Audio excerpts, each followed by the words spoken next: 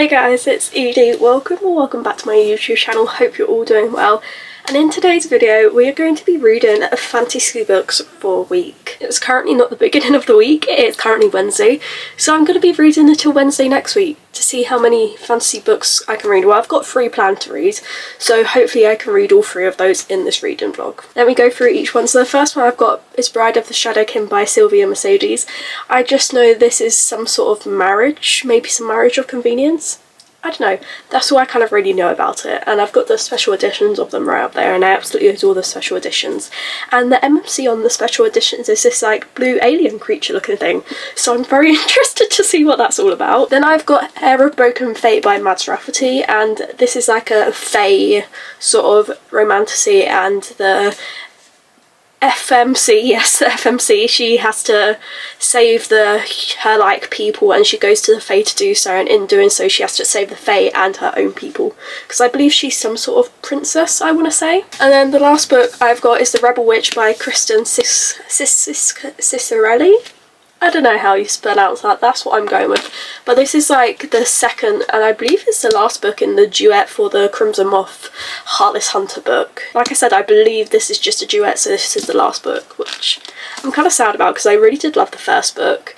And basically it follows a witch hunter and a witch, and he suspects her as a witch but he doesn't know, and it's kind of like this like back and forth, and I absolutely loved the first book, so I'm really excited to get to read this book. I think I want to start off by reading Bride of the Shadowkin by Sylvia Mercedes, because I've had this on like previous TBRs and I just never got round to reading it, and I've had this book on my TBR for quite a while now, and I really want to read it because I love the sound of it, so I just want to pick up this one first. I'm feeling like I want to read this one at the moment. And this is the first book in, I don't know what the series is actually called. Maybe it's just called Bride of the Shadowkin, but I don't know. But I believe it's just a trilogy because there's 3 books out. I don't think there's any more coming out that I know of, but at least it's a trilogy, because some fantasy series are so long and I'm like, I do not have the patience sometimes to sit and read like 10 books.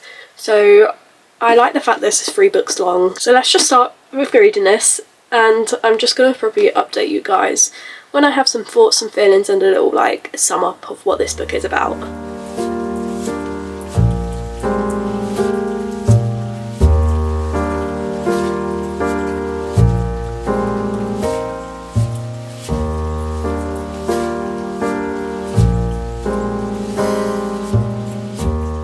So it's now the next day, and yesterday I did end up reading like 170 pages, and I'm now on page just over 200, but it's not quite halfway through, but I'm just about to go out and I'm going to take my book with me to read, and I won't really be able to update while I'm out, so I thought I'd do it now, and I am really liking it. I'm finding it a really interesting concept, and he is some sort of like fae, but like the like human people like refer to them as trolls, but they're like some sort of like, I guess, descendant of fae, and they're like blue skinned. And basically what this is so far, I'm really struggling to pronounce the FMC's name. It's like Farian, something like that.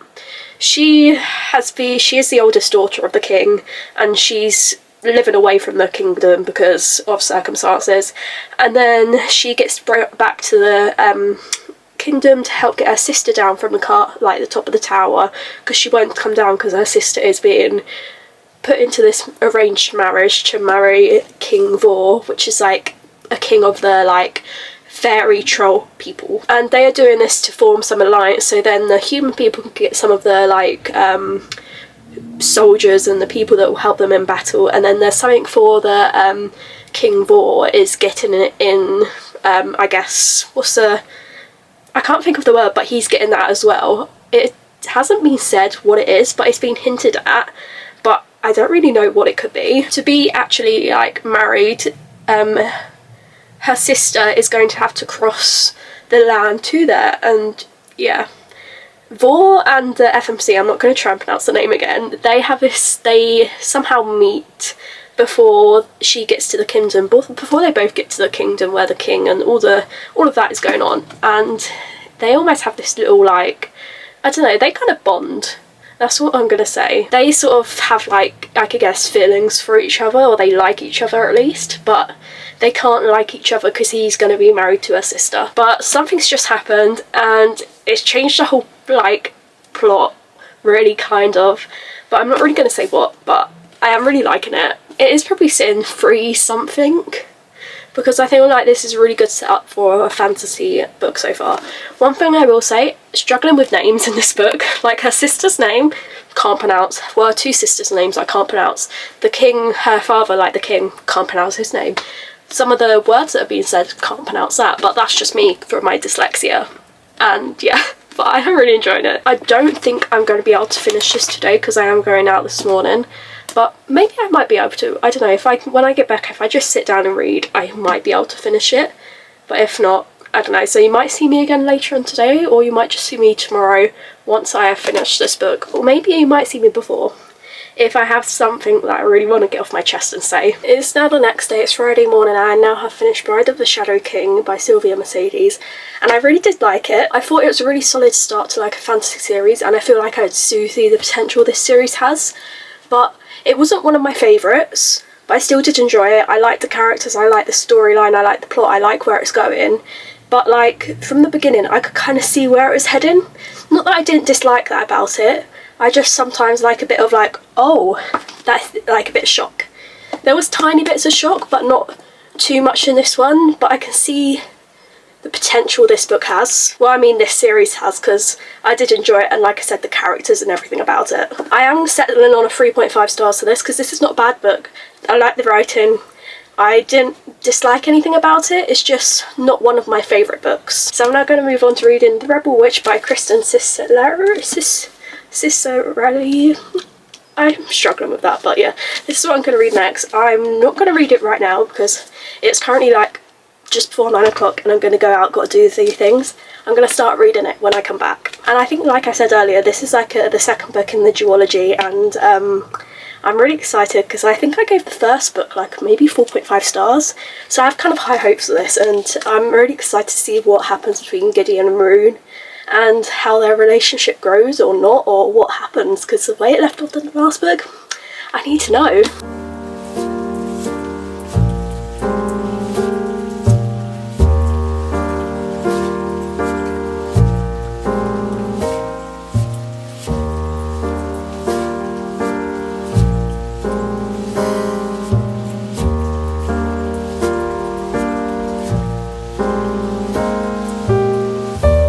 So it's the next morning, it's on Saturday, and I'm probably just over halfway through this book, and I am really enjoying it, I'm really liking it. It reminds me how much I did like Crimson Moth, and like the way like Rune and Gideon are like almost like, I don't know how to describe it, are like back and forth throughout this book. It's so fun so far, and I can't really explain it to you because this is the second book in the duology and it will be major spoilers. But basically the first book is kind of like, I think I kind of explained it earlier, but Rune is like a witch, and the witches are like not meant to be there. There's like these witch hunters that go around getting all the witches, and I think they end up killing them. And Gideon is a witch hunter, and he's hunting this famous like witch called the Crimson Moth, and the Crimson Moth is Rune, and she like helps other witches. So he's trying to find her, and then they end up in this like, this is all in the first book, in this like fake dating thing. There was a bit during this that like made me so like, I don't even know how it really made me feel, but I really liked it and made me kind of sad, because Rune was basically like, if you had asked me that, I would have said yes. And like, I just love them both. Rune and Gideon are just so good. And like, Gideon is meant to be like not like Rune, he's meant to be capturing her doing, because he's the witch hunter, and he is down bad for Rune, and I just love it so much. And like the things they've kind of like said to each other about this like thing they had in the past book, oh, it's so good. Some of the things Gideon has been saying has made me been kicking my feet giggling. It's just so much fun. I feel like this is sitting at 4 stars at the moment. I don't know if it's quite 4.5 yet. Like, I think the first book I gave 4.5 stars.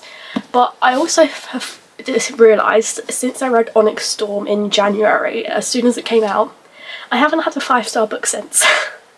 And I don't know if I'm kind of in like, not a slump because I'm reading books, but I'm just not loving them because I absolutely love that book. I don't know why, but yeah, I just thought I'd add that in. But like how the plot of this is going and all the side characters and the way the story is going, I am really liking it. I'm really intrigued to see what happens, and I just love it so much. I feel like I could finish this today. I'm on page, well, I'm on chapter 37, which is page 243, and there's just 450 pages, so that is, I'm not going to do maths, 200 and something, I think. Just over 200 pages, and I could do that today if I just sit down and read, so I'm hoping to, because it's really easy to follow along with this book. It's not like complicated worlds. It's really cool world, but like I said, not complicated, no glossary, nothing like that. Quite a simple, easy one to understand. As well as this series is a YA series, so there isn't any like smutty sort of scenes like that, which I feel like a lot of people do like. I do like a little bit of spice and smut every now and then, but sometimes I do appreciate when books don't really have that in. And this one doesn't have anything in it because it's a YA book. So I'm just going to get back with my final thoughts, my final feelings once I finish this book. Guys, I feel like I need to take back my last statement of not having a 5-star read since reading Onyx Door, because this is a 5-star read. Like, everything about this book I loved. Like, it was just so fast paced, so well paced. I did not want to put it down because like the last 50% of this book I literally read in one sitting. I could have just sat there and read a whole book in one sitting, but I didn't really have time to read a whole book yesterday, but I absolutely loved this. And I thought it couldn't really get any better than Crimson Moth, because sometimes always like the second book it goes a bit, not downhill, but it's not always the greatest compared to the first book, but this one was better. This is so much better than Crimson Moth. I don't know what it was about it, but I just loved it. The tension, the banter, the romance between Gideon and Rune, everything. Their confessions about, I said it, hinted at it what it was earlier.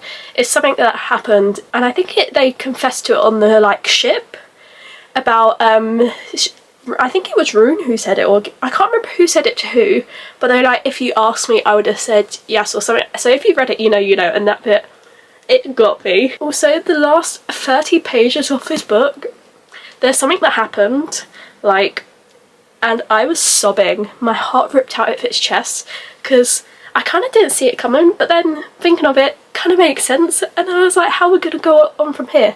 And then it, like, when stuff started happening, I was like, ah, oh, such a smart thing. I don't know if Rune thought of that when that happened, but phenomenal. Also, the amount of times this book had me giggling and kicking my feet, especially with the things that Gideon was saying and the things that happened between Rue and Gideon. All of that is just so much fun. And I just really enjoyed this book. Also, I said about what happened to Rue and all of that was really sad and upsetting and made me sob. But this book does have like a happily ever after, so there is that. And it was just made me so happy. And I was like, oh, they just get to live happily together, which is really sweet and makes me happy to see. I feel like if you haven't read this duology, this is your sign to read it, because I absolutely love this duology. The covers are just so beautiful, and I just feel like it's so gripping. It's not the most technically, well, not technically, it's not the most in-depth fantasy world. It's more of like a romance set in a fantasy world, like a romantasy, but I still really did enjoy it. Also, there wasn't a spicy scene, but there was this scene that almost treaded into that sort of like realm, and I was just a bit like, because I said in my halfway check-in, no, this is a YA, there's no spice, there's no smart, but it kind of almost dabbled in that. They didn't do the full on the page, but they done a few other things. I was just a bit like, oh, this doesn't seem quite YA, but wait, is it? Let's see if it's actually classed as YA on Goodreads, because the first book is definitely YA from what I remember. Yeah, it's like YA, romantasy, fantasy, I mean, still others. So it is YA, but I would say it's more on the higher end of YA than like the younger end, because of that thing that started to happen. So I've got one more book left that I want to read in this video, and it is Heir of Broken Fate by Matt Rafferty. I am probably going to read it on my Kindle because it is on Kindle Unlimited and it's just more comfortable and more easier to read on there, but I don't know if I'm quite ready to start a fantasy book now after reading that. I feel like I need at least maybe the rest of the day, and I'm going to start it tomorrow. I don't know, because after reading that, my heart, I don't know, it just feels like it's, especially the end, got ripped out of me and put back in. Because I was like sobbing, and I was trying to hold back my tears, but it wasn't really working. But this is the next book I'm going to be reading. I'm really excited about reading it, but I feel like I am just going to pick this one up tomorrow morning and start reading, because I just don't feel like I have it in me to start a fantasy book today. I might be lying and I might come back and be like, oh, I've read a bit, but I don't think I can physically read anything else and make my brain digest any more information about fantasy worlds, because fantasy worlds take a lot of my brain power up and I don't have much brain power. So I'm probably just going to come back once I'm maybe halfway through this book. So it's actually quite a few days later. I believe the last clip I filmed was on, I want to say it was Saturday. It's now Monday evening and I've finished this book. I know I haven't done any updates, but yesterday I just edited quite a lot of the day, and I was just sat there and read, and I just kept reading and reading, and this morning reading and reading, didn't really stop reading. So I kind of just honestly just forgot to do halfway check-in. But anyway, I did really like this book, and basically what this book is, it follows a Princess Delilah, and she lives in the human-like land, and she doesn't have a very nice father, let's just say that. And one day she discovers something, and she's like, oh, maybe if I go get to the Fey world to see if they're there, maybe they can help me with my problem and I can help them, blah blah blah. So she goes to the Fey world and she starts helping them, and that is pretty much how the story starts. Like I said again, I absolutely love this book. I ended up giving this 4 stars. I thought this is such a solid book for like the first book in a fantasy series, especially because this is Mads's first ever book she's written as well, and I thought it was really good for that. Does this book have similarities to ACOTAR? Well, yes it does. But I feel like a lot of like Fae fantasies have similarities, and I feel like a lot of people compare it to ACOTAR because ACOTAR is such a big like book series and got big fan base. But I feel like all Fae books are similar, so I did see a lot of things on the book reviews about this. Oh, it's so similar to ACOTAR.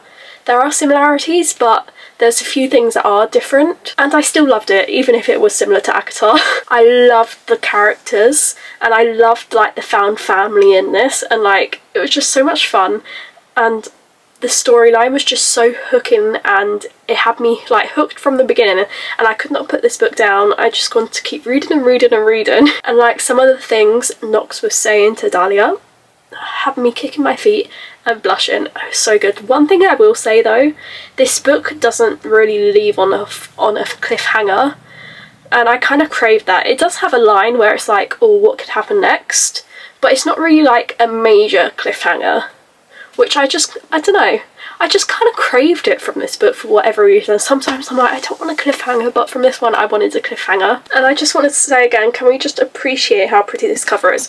After finishing this, I want to really I want to pick up the second book in this series, but I really want to read Elsie Silver's new book, so I think I'm going to read that one next. But yeah, that is what I thought of Heir of Broken Fate by Mads Rafferty. Because I believe I started filming this video Wednesday last week and it's Monday, so technically I have 2 days left of reading fantasy for a week, but I don't think I'm going to be able to read a book in 2 days, especially a fantasy book.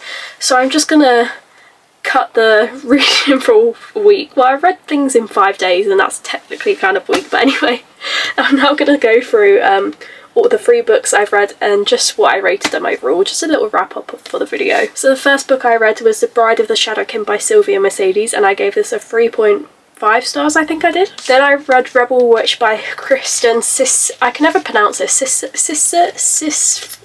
Ciscarelli? I don't know, but I ended up giving this 5 stars. Absolutely loved this, phenomenal. Broke my heart at the end, but then put it back in.